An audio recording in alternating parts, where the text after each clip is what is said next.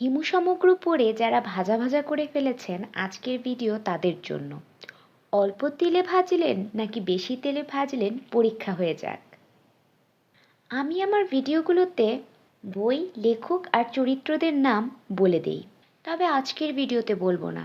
দেখি বইয়ের নাম আপনারা ধরতে পারেন কিনা। অসম্ভব বিত্তবানদের একজন হলেন আসাদুল্লাহ সাহেব, কিন্তু তিনি ভালোবাসেন বই পড়তে। তার জীবন বইময়। বলাকা সিনেমা হলের সামনের পুরনো বইয়ের দোকানগুলো থেকে একদিন বই কিনছিলেন, আর তখনই তার দেখা হয় হিমুর সাথে। সেখান থেকে আলাপ এবং সখ্যতা। তারপর প্রায়ই হিমু আসাদুল্লাহ সাহেবের বাড়িতে যাতায়াত শুরু করে। এই আসাদুল্লাহ সাহেবের মেয়ে মারিয়া। মারিয়ার তখন মাত্র 15 বছর বয়স। হিমুর উদ্ভট কর্মকাণ্ডে মারিয়া বিভ্রান্ত হয়। হিমুর প্রতি জন্মে তার দুর্বলতা। এমনকি হিমুকে সে একটা সাংকেতিক চিঠিও লিখে ফেলে।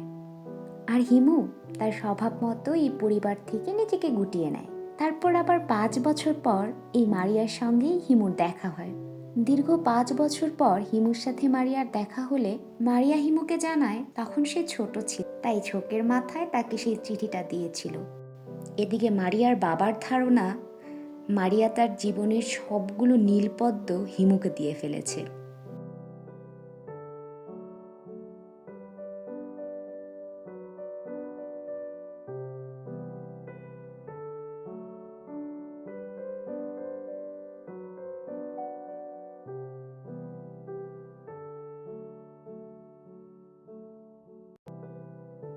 প্রতিটি মেয়ে কিশোরী অবস্থায় শুঁয়োপোকা থাকে, বড় হতে হতে আস্তে আস্তে হয় ডানামেলা প্রজাপতি। কিন্তু আমাদের এই গল্পের মারিয়া সবসময়ই প্রজাপতি ছিল। মারিয়া অসম্ভব রূপবতীদের একজন।